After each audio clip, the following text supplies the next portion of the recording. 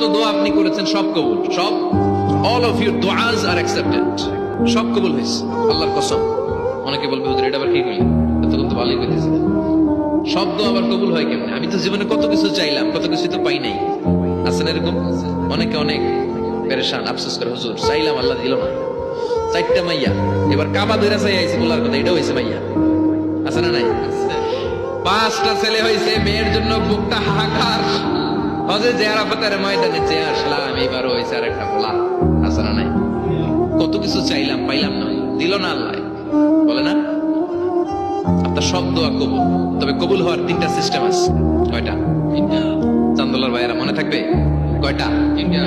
আপনি যত দোয়া করছেন সব কবুল, কারণ আল্লাহর কাছে কিছু চাইলে আল্লাহ ফিরাই দিতে জানে না। আল্লাহ জানেই না কেমনে ফিরাই দিতে হয়।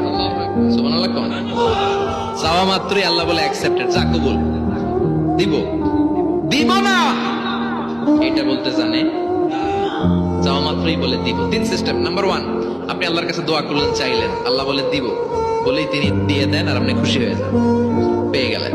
নাম্বার 2, আপনি আল্লাহর কাছে দোয়া করলেন, চাইলেন, তখনও আল্লাহ বলে দিব, তবে এখন না, সবুর, একটু পরে দিব। কখন দিলে আমার জন্য ভালো, আমার চেয়েও ভালো জানে কে?